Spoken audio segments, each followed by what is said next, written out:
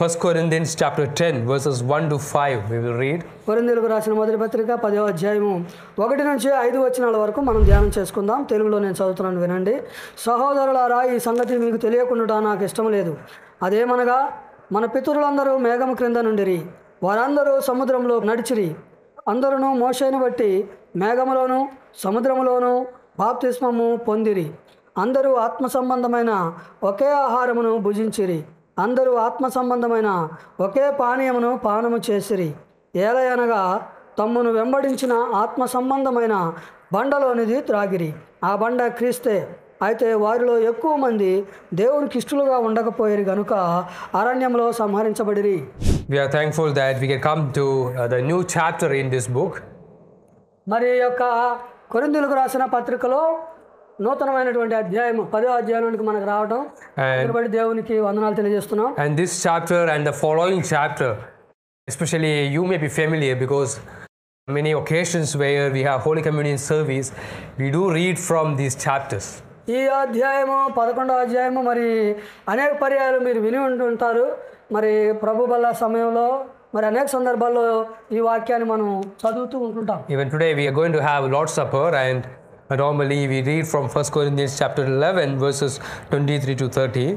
మరి ఈరోజు కూడా మనం ప్రభు బల్ల ఆరాధన కలిగి ఉండబోతున్నాం కనుక మరి సహజంగా 11వ అధ్యాయము 23వ వచనం నుంచి మనం చదువుతూ ఉంటుంటాము కొరింథీయులకు రాసిన పత్రిక. And sometimes in addition to that reading, we also read from 1 Corinthians chapter 10 verses 16 and 17. దానితో పాటు మరి 10వ అధ్యాయంలో 16, 17 వచనాలు కూడా మనం చదువుతూ ఉంటుంటాం. So these two chapters are very important, especially with respect to the understanding of sacraments, especially the Holy Communion. ఈ యొక్క ప్రభు బలను మరి ఆ బలలో ఉన్నటువంటి వాటిని అర్థం చేసుకోవడానికి ఈ యొక్క 2 అధ్యాయాలు మనకు ఎంతగానో సహకరిస్తూ ఉంటుంది. And you may be part of the church, you may be coming regularly and even participating in the Holy Communion, but you may not have sometimes clear understanding concerning these things from the scriptures, and it's a good opportunity. Sermons in the church are a good opportunity where we can learn more about the sacraments that the Lord has ordained.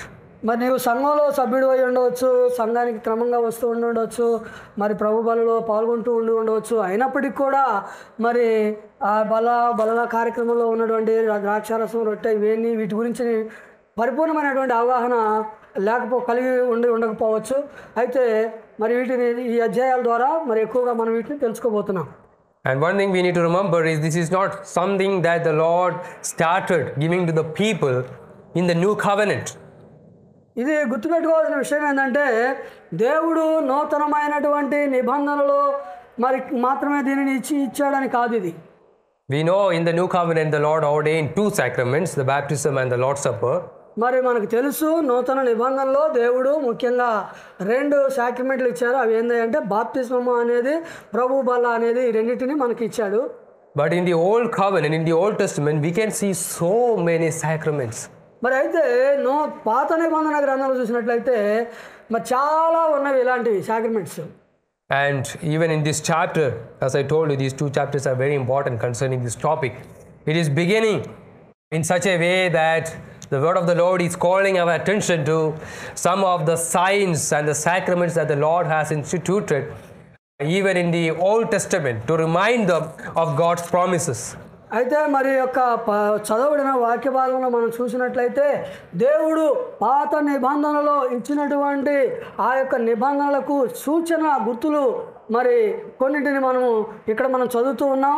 పాత నిబంధనల నుంచి వాటిని తెలియజేస్తూ ఉన్నాడు. And in the new covenant we know, when we think about these ordinances, the Lord has given us a physical sign, and that points towards the promises that the Lord has offered to us in Christ. That's what a sacrament is. అయితే మరి నూతన నిబంధనలో ఇవి మరి భౌతికమైనవిగా మన కళ్ళ ముందు కనపడుతూ ఉన్నవి. అవి మరి ప్రభు అయిన యేసుక్రీస్తు మన కొరకు సిద్ధపరిచిన వాటికి నియమించిన దానిని మనకి తెలియచేస్తూ ఉన్నవి. And it's not only given to us, the same promises were given to the people in the old covenant. ఇది కేవలము మనకు మాత్రమే ఇవ్వబడలేదు, కానీ ఈ యొక్క వాగ్దానం అనేది పాత నిబంధనలో ఉన్న వారికి కూడా ఇవ్వబడింది. And then for the people to remember it, the Lord gave them signs so that they will remember it. కాబట్టి ప్రజలు దీనిని గుర్తుపెట్టుకోవడానికి దేవుడు వారికి కొన్ని గుర్తులను ఇచ్చాడు. And here we can see the Lord is talking about a kind of baptism even in the Old Testament. మరి ఇక్కడ ప్రభు మరి ఒక విధమైనటువంటి బాప్తిస్మము గురించి తెలియజేస్తున్నాడు. పాత నిబంధనలో ఉన్నటువంటి బాప్తిస్మాన్ని తెలియజేస్తున్నాడు. And here it says the people were baptized unto Moses in the cloud and the sea. ఇక్కడ ఏమని తెలియజేస్తుందంటే 2వ వచనంలో అందరూ మోషేని బట్టి మేఘములోను సముద్రములోను బాప్తిస్మము పొందిరి.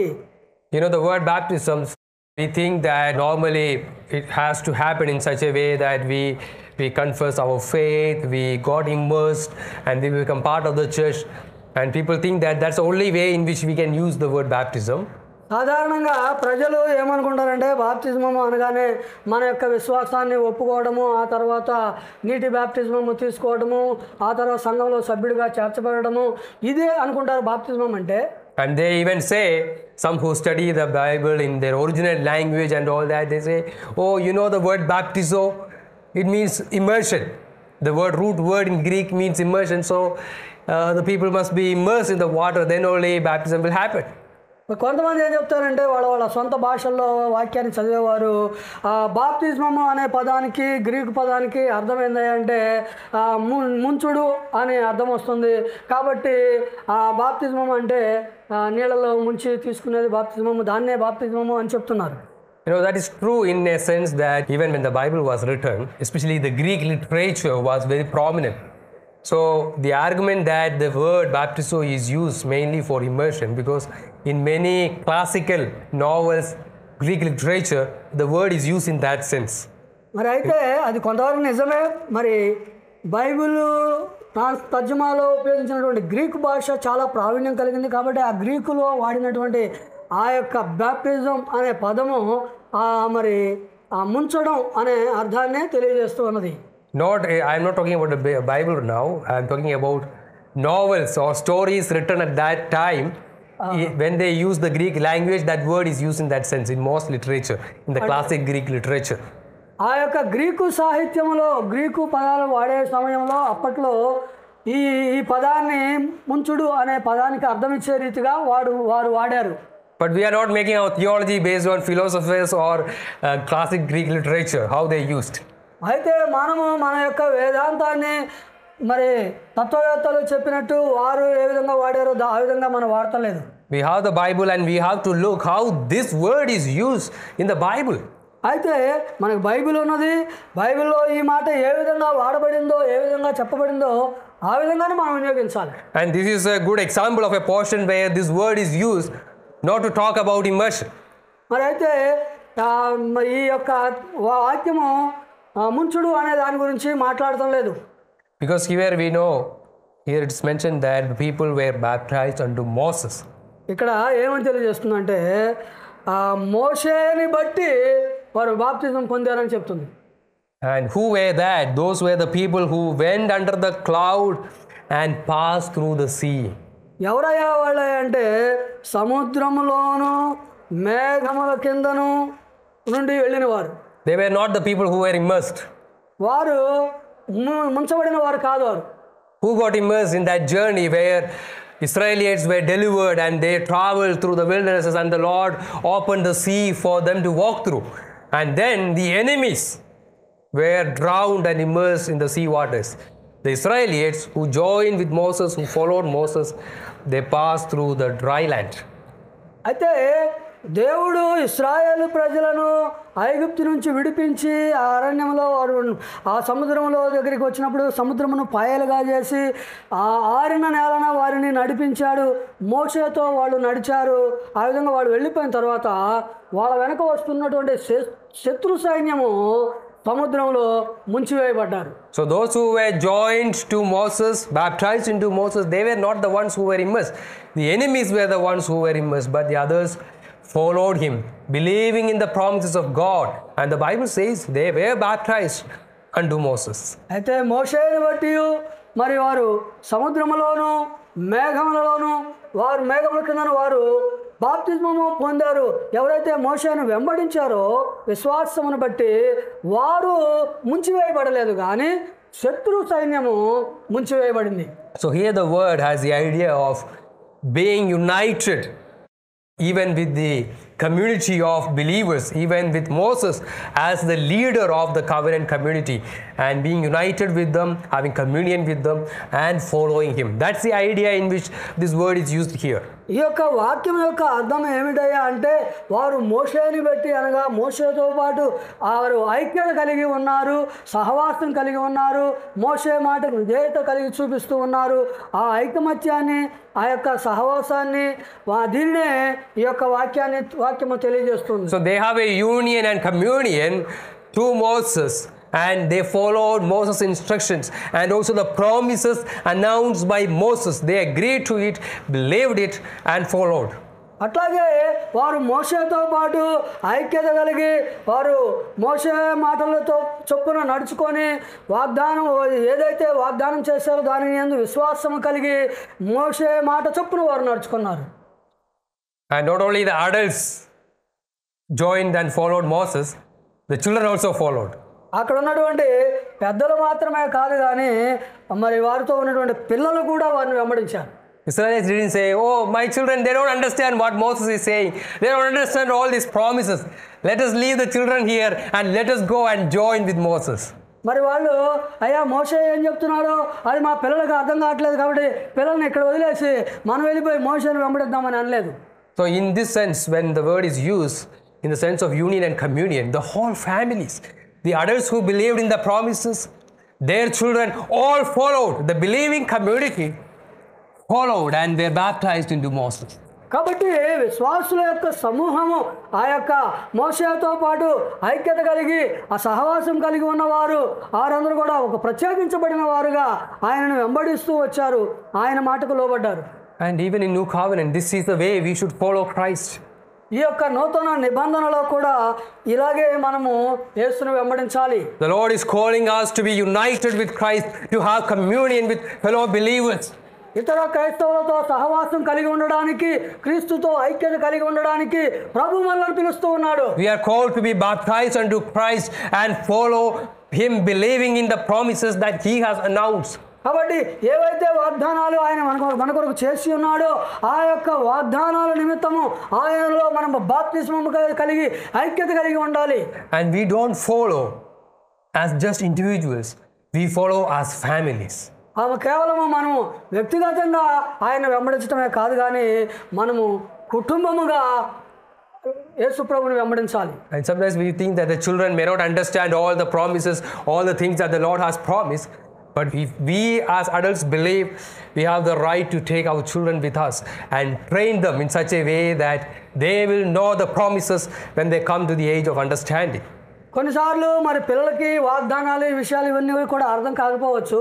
అయితే పెద్దలైన వారు అర్థం చేసుకున్నవారు ఈ యొక్క వాగ్దానాల గురించి పిల్లలకు బోధిస్తూ వారికి తెలియజేస్తూ వస్తే వారు పెరుగుతూ ఉన్న కొలది ఈ యొక్క వాగ్దానాలను అర్థం చేసుకుంటారు.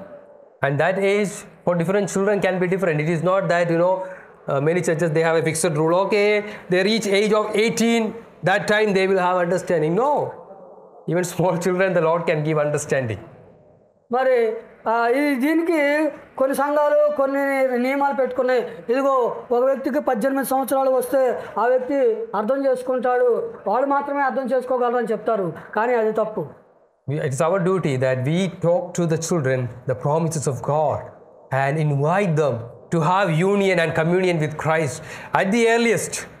అయితే మన యొక్క బాధ్యత ఏంటంటే దేవుని యొక్క వాగ్దానాల గురించి వారికి తెలియజేయడము, అట్లాగే క్రీస్తుతో సహవాసం కలిగి ఉండడానికి, మరి విశ్వాసులతో సహవాసం కలిగి ఉండడానికి, ఐక్యత కలిగి ఉండడానికి వారిని పిలవాల్సిన బాధ్యత, వారికి నేర్పించాల్సిన బాధ్యత మందే. I am glad to see some sisters with children here. They are not coming to church alone. మరి చూడండి, కొంతమంది సిస్టర్స్ ఉన్నారు, వాళ్ళు మాత్రమే సంఘానికి రావడం లేదు.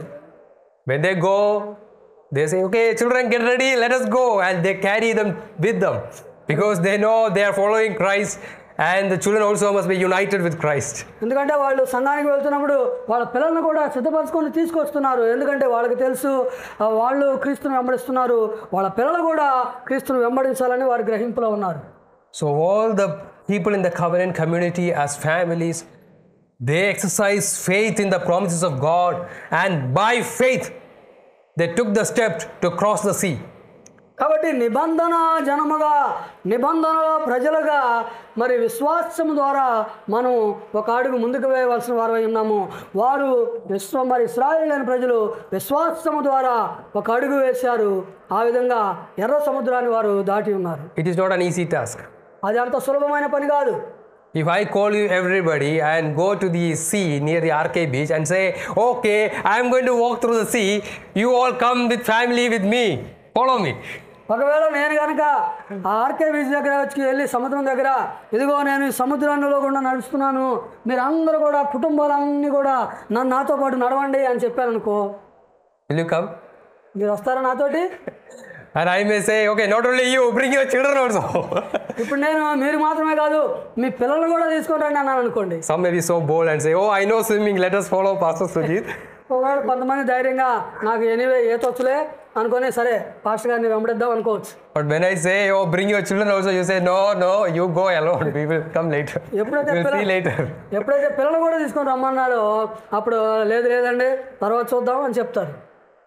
But then suppose something miraculous happened and then a dry land is opened and you have the option to go or not to go. ఒకవేళ ఏదైనా ఒక అద్భుతం జరిగి ఒక ఆరిన నేల కనపడింది అనుకో, అప్పుడు వెళ్ళాలా వద్దా అన్నది నీకు ఒక నిర్ణయం ఉండొచ్చు. So imagine I am standing there and I said, oh, miracle is going to happen and water is no more there, but side water is there. And I ask you all to follow. Will you come? ఒకసారి ఊహించుకోండి, ఇదిగో ఒక అద్భుతం జరగబోతుంది అని నేను చెప్పాను, అక్కడ అట్లాగే సముద్రం పాయలైపోయింది, దారిలో అయితే నీరు లేదు కానీ రెండు పక్కల నీరు ఉన్నది. మరి ఇప్పుడు ఇలాంటి పరిస్థితుల్లో నన్ను మీరు వెంబడిస్తారా? I'm sure many of you will be scared. నేను ఖచ్చితంగా చెప్పగలను మీలో చాలామంది భయపడిపోతారు, పారిపోతారు. Because maybe you think, oh, it is dry now, but what will happen? I am in the middle and the water will come. ఎందుకంటే ఏం ఆలోచన చేస్తారంటే, ఇదిగో ఇప్పుడు చూడటానికైతే ఆరిన నెలలాగా ఉంది, బయలుదేరిన తర్వాత మధ్యలోకి వెళ్ళిన తర్వాత నీళ్ళు కలిసిపోతే ఏంటి నా పరిస్థితి అని ఆలోచన చేస్తారు. Oh, you will be terrified. చాలా భయంకరమైనది అది. So it's not easy. Even if the dry land is in front of you, it is not easy to have faith in the promises of God and just go by faith. ఒకవేళ నీ ఎదుట ఆరిన నేల కనబడుతూ ఉన్నప్పటికీ మరి విశ్వాసము ద్వారా మరి వాగ్దానాలను గురిగా కలిగి ఆ ఆరిన నేల వెళ్ళడం కూడా చాలా కష్టమైన పని. This many people followed Moses, not just seeing the magical powers of Moses. More than that, they believed in the promises of God to Israel as a nation, to the church, and by exercising faith in that, they set us for that journey. చూడండి, మరి ఎంతమంది మరి ప్రజలు మోషేని ఎందుకు వెంబడిస్తూ ఉన్నారంటే కేవలం మోషేని బట్టి మాత్రమే కాదు, కానీ వారికి దేవుడు ఇచ్చినటువంటి వాగ్దానాల యందు విశ్వాసము కలిగి ఆ యొక్క వాగ్దానములపైన విశ్వాసము చొప్పున వారు నడవగలిగారు. If their faith and hope was in Moses alone, I am sure many of them will not be ready to cross. Especially the Israelis, they were always murmuring and complaining against him most of the time. ఒకవేళ కేవలము వారి యొక్క నమ్మకము మోషే మాత్రమే అయితే మరి అంతమంది ఆయన వెంబడించి ఉండేవారు కాదు. But many who crossed, they truly believed in God. They believed that God can do the impossible. They believed in the promises of God, that God said that they will be redeemed out of the bondage from Egypt and they will have a place to worship Lord Jesus, to worship God, the true God of Israel. కాబట్టి వారు దేవుని యొక్క వాగ్దానాల మీద నమ్మకించి ఉన్నారు. దేవుడు వారిని ఇదిగో ఐగుప్తు యొక్క బానిసత్వం నుంచి విడిపించి వారికి ఆరాధన చేసుకోవడానికి ఒక ప్రత్యేకమైనటువంటి స్థలాన్ని ఇస్తానని చెప్పేసి దేవుడు చేసినటువంటి ఆ వాగ్దానాల యందు వారు నమ్మకం కలిగి ఉన్నారు. So it is by faith that they set their feet to walk with Moses. కాబట్టి ఇది విశ్వాసము ద్వారా వారు మోషేను వెంబడించారు, మోషేతో కూడా నడిచారు. And even in the new covenant, ఇది నూతన నిబంధనలో చూసినట్లయితే you want to follow Christ, you want to be united with Christ. ఒకవేళ నీవు యేసును వెంబడించాలి అనుకుంటే, యేసుతో కూడా నీవు ఐక్యత కలిగి ఉండాలనుకుంటే, You must put your trust in Him, in His finished work, in His promises. నీవు కూడా మరి యేసుక్రీస్తునందు విశ్వాసం కలిగి ఉండాలి. ఆయన చేసిన వాగ్దానాలపైన నమ్మకం కలిగి ఉండాలి. And you must put your steps in such a way that even if it is terrifying, you must be willing to follow Christ, to be united with Him. ఒకవేళ నీ ఎదుట భయంకరమైనటువంటి పరిస్థితులు ఉన్నప్పటికీ కూడా నీవు విశ్వాసమును ఆధారం చేసుకొని ముందుకు అడుగు వేయాల్సిన వారమై ఉన్నావు. It may be like walking through the sea. ఇది మరి సముద్రం మార్గంలో కూడా నడిచిన లాంటిదే కావచ్చు. We don't know when the waters will show its true color, storms will come and you will be drowned. మరి ఎప్పుడు ఆ నీరంతా వచ్చి కలుసుకొని మరి ఆ సముద్రం కలిపి వేయబడి నీవు ముంచి వేయబడతావో తెలియదు. And you must be prepared to be drowned if it's so. ఒకవేళ అలా జరిగితే ఆ విధంగా నీవు మునిగిపోవడానికైనా సిద్ధపడాలి. Sometimes you became a believer, you decided to follow Christ, to be united with Christ, to have communion with Him. The troubles, the difficulties, it will increase. It will become like a sea. It will become like a mountain. ఒకవేళ నీవు విశ్వాసిగా ఉండి నీవు ప్రభువుని వెంబడిస్తూ ఉన్నప్పుడు కొన్నిసార్లు నీ యొక్క జీవితంలో ఇదిగో సముద్రం లాంటిది లేకపోతే పర్వతాల లాంటి సమస్యలు ఎదురు కావచ్చు. Many who become followers of Christ, sometimes they think that, oh, the problems will settle down. That's not the reality. చాలామంది క్రీస్తును వెంబడించేవారు వారు ఏమనుకుంటారంటే వాళ్ళ సమస్యలన్నీ కూడా ఒకరోజు సమస్య పోతాయి అని అనుకుంటారు. అది నిజం కాదు. Your problems may increase after you follow Christ. క్రీస్తును వెంబడిస్తూ ఉన్నప్పుడు ఇంకా నీ సమస్యలు కొంచెం పెరగవచ్చు. Still you follow Him. Still you exercise hope in the promises that God gave. అయినప్పటికీ కూడా నీవు క్రీస్తును వెంబడించవలసిన వాడవై ఉన్నావు. నీ విశ్వాసమును నీవు కొనసాగించవలసిన వాడవై ఉన్నావు. And we do it as families, as children and adults together, exercising hope in the promises of God and follow Christ. మరి దేవుడు ఇచ్చినటువంటి వాగ్దానాల వైపు గురి కలిగి క్రీస్తుని వెంబడిస్తూ మరి మన కుటుంబ సభ్యులందరూ కూడా పిల్లలందరూ కూడా ఆ విధంగా ప్రభుని వెంబడించాలి. And once you are joined with Christ, once you are united with Christ by faith, by having faith in His promises, after that He will also nourish us. He will also strengthen us. ఒకసారి నీవు విశ్వాసము ద్వారా క్రీస్తుతో కూడా జతకట్టబడినప్పుడు అంటుకట్టబడినప్పుడు మరి ఆయనతో కూడా ఐక్యత కలిగి ఉన్నప్పుడు ఆయనతో ప్రయాణం చేస్తూ ఉన్నప్పుడు అప్పుడు ఏం జరుగుతుందంటే ఆ ప్రభువు నిన్ను బలపరుస్తూ ఉంటాడు. You know, this same union or the communion we have with Christ, the Bible also says it's like a new birth.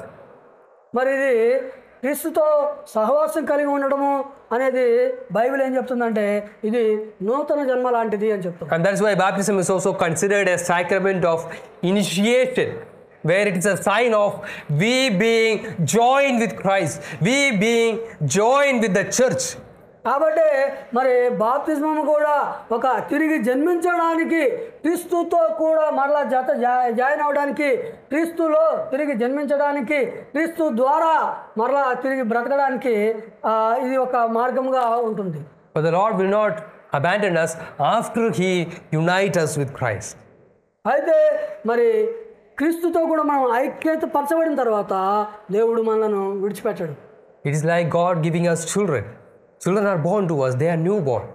But as parents, it's our duty to nourish the children, give them milk, give them food, and help them to grow up. కాబట్టి ఇది ఎట్లా అంటే ఒక కుటుంబంలో పిల్లలు జన్మించినప్పుడు వారికి అవసరమైనటువంటి పోషకాహార పదార్థాలు వారికి అవసరమైన ఆహార పదార్థాలు ఇవ్వడం వారు పెరగడానికి మరి కుటుంబంలో పేరెంట్స్ ఏ విధంగా సహకరిస్తారో.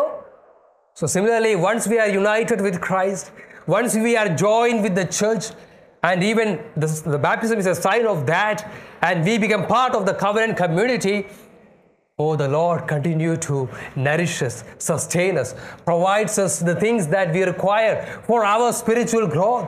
అలాగే మరి నూతనముగా జన్మించబడినప్పుడు క్రీస్తుతో కూడా ఐక్యపరచబడినప్పుడు మరి క్రీస్తుతో కూడా మనం నడుస్తూ ఉన్నప్పుడు మన దేవుడు కూడా మనలను మన ఆత్మీయంగా కావాల్సిన రీతిగా మనకు కావాల్సినటువంటి ఆత్మ సంబంధమైనటువంటి ఆహారం ద్వారా మనల్ని పోషిస్తూ ఉంటాడు. For our physical growth, food and drink is very important.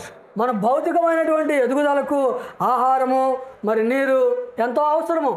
Similarly, for our spiritual growth, we need the means that the Lord has given to us, the spiritual food and the drink that the Lord has given to us. అలాగే మన ఆత్మీయ జీవితానికి ఆత్మీయ అభివృద్ధి కొరకు దేవుడిచ్చినటువంటి ఆత్మ సంబంధమైనటువంటి మరి ఆహారము మనకు అవసరం. So once you are joined, united with the covenant community, the Lord must also provide us for our daily nourishment. కాబట్టి మనం ఒకసారి క్రీస్తుతో సహవాసములో మరి ఐక్యపరచబడినప్పుడు దేవుడు మన అనుదిన జీవితాలకి ఆత్మ సంబంధమైనటువంటి ఆ జీవితానికి అవసరమైనటువంటి ఆహారాన్ని దేవుడు మనకిస్తూ ఉంటాడు. And the Lord provided for the Israelites. మరి దేవుడు దీనిని ఇశ్రాయేలులకు కూడా అనుగ్రహించాడు. Not only the physical food, the Lord also provided a spiritual food, a token of the spiritual food, and that was particularly provided to them in the form of manna. మరి కేవలం ఆత్మ సంబంధమైన ఆహారమే కాదు కానీ వారికి భౌతిక సంబంధమైనటువంటి ఆహారాన్ని కూడా దేవుడు ఇచ్చాడు. మరి ప్రత్యేకంగా చెప్పాలంటే దానిని మన్నా అనే ఆహారం ద్వారా వారిని పోషించాడు. So first they were baptized into Moses, and then it says in verse 3, and they did all eat the same spiritual meat. మరి ఆ తర్వాత వారు మోషేను బట్టి మేఘంలో సముద్రంలో బాప్తిజం పొందిన తర్వాత అందరూ ఆత్మ సంబంధమైన ఒకే ఆహారాన్ని భుజించారని చెప్తున్నాడు. So they were all partaking of the same spiritual food, and even as a token of that, the Lord provided them the manna as a sign of the great spiritual blessings that they partake from Christ. వారందరూ కూడా ఒకే రకమైనటువంటి ఆత్మ సంబంధమైనటువంటి ఆహారాన్ని తిన్నారు. అది మన్నా ద్వారా మరి దేవుడు వారి పట్ల కృప చూపించాడు. And even that manna they were supposed to eat, having faith even in the promise of Lord Jesus Christ, looking forward to the heavenly manna that the Lord has promised, even to the hope, the great hope that they have in Christ. And that's the way they have to eat. Many ate manna without having that, they all perished. వారు ఆ మన్నాని కూడా ఇదిగో దేవుడు మనకు పరలోకపు మన్నాను ఇస్తాడు అన్న విశ్వాసముతో ఆ మన్నాని వారు భుజించాల్సి ఉన్నది. అయితే అనేక మంది అలాంటి విశ్వాసం లేకుండానే ఆ మన్నాని వారు భుజించారు. So the Lord provided for them spiritual meat, and Lord also gave them signs of that spiritual food. దేవుడు వారికి అవసరమైనటువంటి భౌతికమైన ఆహారాన్ని ఇచ్చాడు. అట్లాగే వారికి అవసరమైనటువంటి ఆత్మ సంబంధమైనటువంటి ఆహారానికి గుర్తుగా వాటిని ఇచ్చాడు. So the manna in the Old Testament was not just a food, it was also a sacrament. మరి మా పాత నిబంధనలో చూసినటువంటి ఆ యొక్క మన్నా కేవలం ఆహారమే కాదు కానీ అది ఒక పరిశుద్ధ ఉపకరణం. Like the bread that we have in the New Covenant. మరి ఎట్లా అంటే నూతన నిబంధనలో మనం తీసుకుంటున్నటువంటి ఆ యొక్క రొట్టె లాంటిది. Sometimes people say this is New Covenant manna. That is true. కొంతమంది ప్రజలు ఏం చెప్తారంటే ఇది నూతన నిబంధనలో ఉన్నటువంటి మన్నా అని చెప్తారు. ఇది నిజమే. And even in the Old Covenant also, the people have to eat that manna with faith in the promises of God.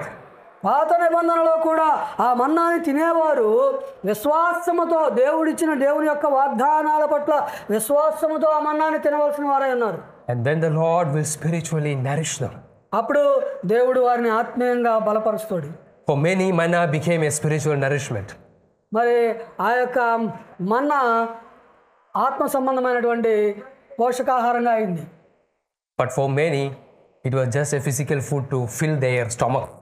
అయితే చాలా మందికి కేవలము కడుపు నింపేదానిగానే ఉన్నది. They were hungry and they enjoyed the manna to fill the stomach without having faith in God's promises. వారు ఆకలి కలిగి ఉన్నారు. ఆ యొక్క మన్నాని తిని కడుపు నింపుకున్నారు. అంతేగాని వాగ్దానాల పట్ల వాళ్ళకి ఎలాంటి నమ్మకం లేదు. Such people were judged and they received the terrible condemnation of God. అలాంటి వారు తీర్పు పొందారు.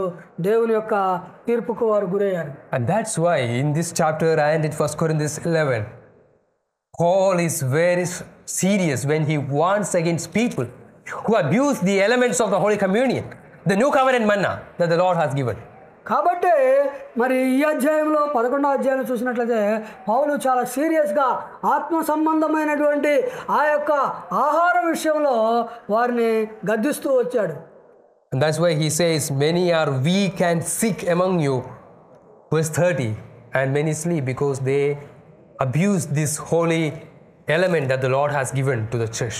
అందువల్లనే మీలో అనేకులు Verse 30, 1 Corinthians chapter 11. బలహీనులను రోగులై ఉన్నారని చాలా మంది నిద్రించుతున్నారని చెప్పారు. ఎందుకంటే ఎవరైతే మరి విశ్వాసం లేకుండా మరి ఆ యొక్క మన్నా, ఈ నూతన నిబంధన అయినటువంటి మన్నాని తింటున్నారో అటువంటి వారికి ఈ విధంగా పౌలు హెచ్చరించాడు. And in the new covenant, the Lord has given us even the fruit of the vine as a sign of Christ's blood shedding on the cross for us, and we are supposed to drink it. అలాగే నూతనమైనటువంటి నిబంధనలో మనకి ద్రాక్షారసము ఇవ్వబడింది. అది యేసుక్రీస్తు యొక్క రక్తమునకు సాదృశ్యంగా ఉన్నది. దానిని మనం త్రాగవలసిన వారమై ఉన్నాం. And it is also a token, it's a sign, and we should partake of it by faith. ఇది ఒక గుర్తుగా ఉన్నది, నిబంధనకు గుర్తుగా ఉన్నది. దానిని మనము విశ్వాసం ద్వారా దానిలో మనం పాల్గొనాలి. We should not drink it without having faith in Christ and His promises. యేసుక్రీస్తునందును ఆయన యొక్క వాగ్దానముల యందును విశ్వాసం లేకుండా మనం తాగకూడదు. That's why I don't know which church father said, one church father said in this way, for believers, the bread and the wine became a spiritual food, they will be nourished. మరి ఒక church father, ఆ father ఎవరో నాకు తెలియదు కానీ ఏమని చెప్పాడంటే, విశ్వాసులకు ఈ యొక్క రొట్టె ద్రాక్షారసం అనేవి ఆత్మ సంబంధమైనటువంటి ఆహారం అని చెప్పాడు. But for unbelievers who partake it without faith, it is poison. మరి ఎవరైతే అవిశ్వాసులైన వారు విశ్వాసము లేకుండా దీనిలో పాల్గొంటారో అలాంటి వారికి అది విషములా పనిచేస్తుందని చెప్పారు. So today, even as the church, as we prepare to partake of the bread and the wine, the manna and the drink that the Lord has ordained for us, how we are coming to these elements. ప్రభు మన కొరకు నియమించినటువంటి ఈ యొక్క రొట్టె ద్రాక్షారసం దగ్గరికి ఏ విధంగా మనం వస్తున్నాము? విశ్వాసంతో వస్తున్నామా, విశ్వాసం లేకుండా వస్తున్నామా?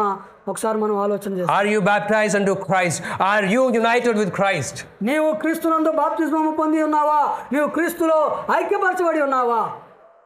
Are you coming to this exercising faith in the finished work of our Lord and Savior Jesus Christ, that He shed His body on the cross for us and He shed His blood on the cross for us? మరి యేసుక్రీస్తు ప్రభువారు ఆ కలువరి శిలువలో నీ కొరకు సమాప్తము చేసినటువంటి ఆ కార్యము పట్ల విశ్వాసం కలిగి ఉన్నావా? ఆయన యొక్క శరీరము నీ కొరకు నలగొట్టబడింది, ఆయన యొక్క రక్తము నీ కొరకు చిందించబడిందని గుర్తెరిగావా? If you don't have that faith, ఆ విశ్వాసం నీకు లేకపోయినట్లయితే this spiritual would not edify you, will not nourish you. ఈ ఆత్మ సంబంధమైన ఆహారము నీకు మరి క్షేమాన్ని కలుగచేయదు. So the Lord provided the food for them to eat, and not only that, in verse 4 says, similarly how the Lord has provided for us a drink in the new covenant, the Lord has provided a sacramental drink for them even through Moses in the old covenant. మరి అట్లాగే 4వ వచనంలో చూసినట్లయితే ఇక్కడ ఏదైతే మరి ద్రాక్షారసం ఉందో అలాంటి ఆత్మ సంబంధమైన పానీయమును మరి అక్కడ కూడా సిద్ధపరిచాడు. ఒకే పానీయమును వారు పానము చేశారని ఉన్నది. Verse 4 says, and they did all drink the same spiritual drink, for they drank of that spiritual rock that followed them, and that rock was Christ. ఆత్మ సంబంధమైన ఒకే పానం చేసిరి, ఏలయనగా తమను వెంబడించిన ఆత్మ సంబంధమైన బండలోనిది త్రాగిరి, ఆ బండ క్రీస్తే. So the old covenant people also had a bread and also a wine. పాత నిబంధన ప్రజలు కూడా వారికి కూడా రొట్టె ఉన్నది, ద్రాక్షారసం ఉన్నది. They also had a food to eat and a drink to drink, which pointed towards the ministry of the Lord Jesus Christ, where He will come for them and He will take their punishment upon the cross, and they have to partake of it by faith. And that's why here it says, and that rock was Christ.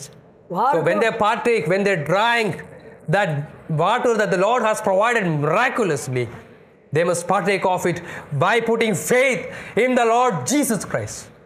కాబట్టి మరి వారు కూడా విశ్వాసము ద్వారా ఆత్మ సంబంధమైనటువంటి ఈ యొక్క ఆహారాన్ని, పానీయాన్ని వారు తింటూ తాగుతూ వచ్చారు. ఒకే ఆహారం, ఒకే పానీయం తాగారు.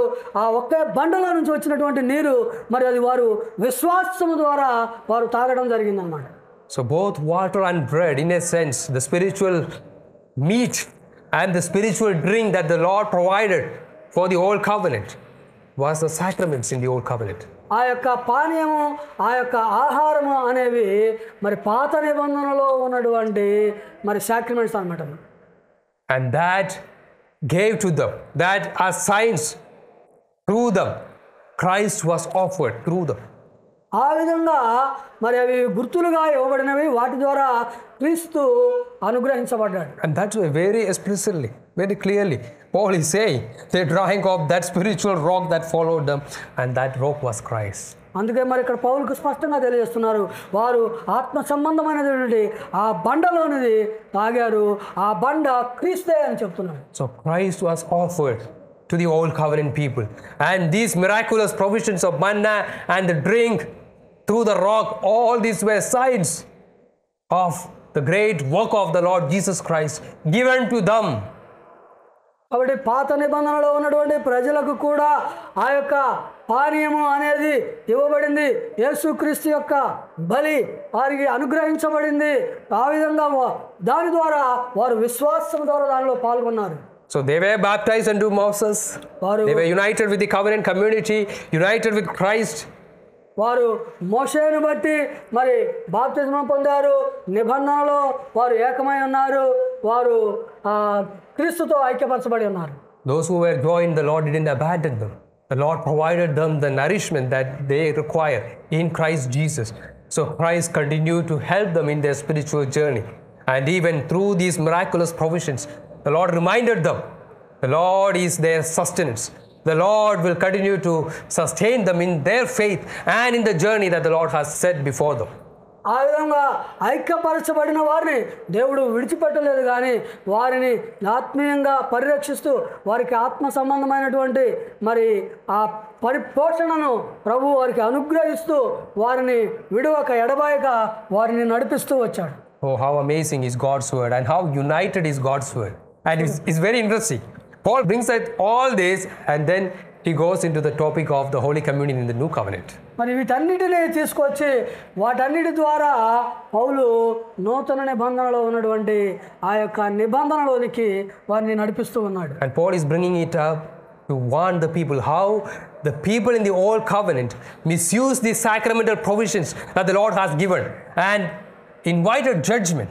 And similarly in the New Covenant also, if we come to this table without having faith in Christ, we will also have the same fate, same judgment. మరి పౌలు పాత నిబంధనలో ఆ విషయాన్ని తెలియజేస్తూ వారు విశ్వాసము లేకుండా పాల్గొనడం ద్వారా అవిధేయులు అవ్వడం వలన ఏ విధంగా మరి అనేక మంది నశించారో, దేవునికి ఇష్టలుగా నడుచుకోకుండా ఎలా నశించిపోయారో ఆ విషయాన్ని తెలియజేస్తూ దానినే నూతన నిబంధనలో కూడా ప్రభు వలన సమీపించేవారు విశ్వాసము లేకుండా ప్రభు వలన సమీపించడం ద్వారా అలాగే మీరు కూడా నశించిపోతారు, బలహీనలైపోతారు, రోగములు వస్తాయని హెచ్చరిస్తూ వచ్చాడు. And there is only one way you can escape from this judgment. అయితే ఈ యొక్క తీర్పు నుంచి తప్పించుకోవడానికి ఒకే ఒక మార్గం ఉన్నది. You must be baptized unto Christ. నీవు క్రీస్తులో మరి బాప్తిస్మము కలిగి ఉండాలి. Put your faith in the Lord Jesus Christ and be united with Him. నీవు యేసుక్రీస్తునందు విశ్వాసము కలిగి ఆయనతో ఐక్యపరచబడి ఉండాలి. Don't put your confidence in you or in your leaders. నీ యొక్క నమ్మకము నిన్ను నీవు నమ్ముకోవడము లేకపోతే మీ నాయకుల మీద నమ్మకం ఉంచమటం కాదు. We must be joined with Christ. నీవు ఖచ్చితంగా క్రీస్తుతో కూడా జతపరచబడాలి. Trust in Lord Jesus Christ and His finished work. యేసుక్రీస్తునందును ఆయన సమాప్తము చేసినటువంటి ఆ పని అందును నమ్మిక ఉంచండి. And not only that, you must take even the physical sign that the Lord has ordained. అంత మాత్రమే కాదు, ప్రభు మన కొరకు భౌతికంగా నియమించినటువంటి ఆ గుర్తును మనము దానిలో మనం పాల్గొనాలి. You cannot say, oh, I believe in Jesus, I am united with Jesus, I don't want to take the physical sign.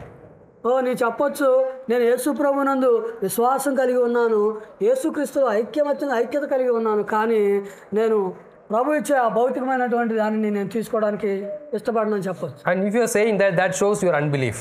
నువ్వు ఒకవేళ అలాగే కనుక చెప్తున్నట్లయితే నేను నమ్ముతున్నాను అని చెప్పినప్పటికి కూడా నమ్మట్లేదని అర్థమైపోతుంది. You know, those who followed Moses, they believed in the promises and took their necessary steps in following him. చూడండి, మరి పాత నిబంధనలో మోషేని వెంబడించిన వారు మోషే యందు నమ్మిక ఉంచారు, మరి దేవుని యొక్క వాగ్దానాలు యందు నమ్మిక ఉంచారు, వాగ్దానాలను బట్టి మోషేని వెంబడించారు. So those who truly believed in the promises of God that the Lord will nourish them, they partook of the manna and the drink by faith. They didn't say, oh, I don't want manna. Anyway, I believe in what Moses said. I believe in the promises of Christ. I don't want to eat manna. The taste is not good. I don't want to take it. మరి మోషేను వెంబడించిన వారు కూడా మేము నమ్ముతున్నాము, దేవుని వాగ్దానాలను నమ్ముతున్నాము, వెంబడిస్తున్నాం కదా, కాబట్టి మాకు ఇంకా మన్నా అవసరం లేదు, మన్నా రుచికి కూడా అంత బాగలేదు, కాబట్టి మన్నా తినడం మాకు ఇష్టం లేదని చెప్పలేదు. So if you truly believe in the substance in Lord Jesus Christ, you will not despise the sign. కాబట్టి నీవు ప్రభువునందు కనుక నీవు విశ్వాసం ఉంచి ఉన్నట్లయితే దానికి ఇంకా ప్రత్యామ్నాయం ఏమీ లేదు, నీవు ఆ యొక్క దానికి గుర్తుగా ఇవ్వబడిన దానిలో పాల్గొనడమే. You know the great tragedy of the church today. ఈ రోజుల్లో సంఘంలో ఉన్నటువంటి చాలా దురదృష్టకరమైన పరిస్థితి ఏంటో తెలుసా? Many like to say, oh, I believe in Jesus, I follow Jesus, all this. చాలామంది నేను యేసు ప్రభువుని నమ్ముతున్నాను, నేను యేసుని వెంబడిస్తున్నాను, యేసు ప్రభువుని నమ్ముతున్నాను, ఇవన్నీ చెప్తారు. But they don't take these signs seriously the Lord has given. అయితే ప్రభు ఇచ్చినటువంటి నిబంధనకి గుర్తుగా ఇచ్చినటువంటి ఆ యొక్క గుర్తులను వారు తీసుకోవడానికి ఇష్టపడతారు. They are not interested in taking the manna and the spiritual drink provided through the rock. They are not interested in partaking of the Holy Communion. వారు ఇదిగో ప్రభు ఇచ్చినటువంటి ఆ యొక్క మన్నాను లేదా ఆ బండ ద్వారా వస్తున్న పానీయాన్ని తాగడానికి వారు ఆసక్తి చూపట్లేదు. So they are saying, oh, I am interested in the substance, these kind of signs that the Lord has provided, I am not interested, don't invite me for that. వీటి వల్ల వీటి పట్ల మాకు ఆసక్తి లేదు, వీటి మీద మాకు కాదు, కానీ మేము యేసు ప్రభువుని నమ్ముతున్నాం కాబట్టి వీటి కొరకు మమ్మల్ని ఆహ్వానించవద్దు అని చెప్తున్నారు. Imagine in the old covenant some did like that. మరి పాత నిబంధనలో ఎవరైనా అలా చేశారా ఊహించండి. They were literally showing their unbelief by despising the signs that the Lord has ordained.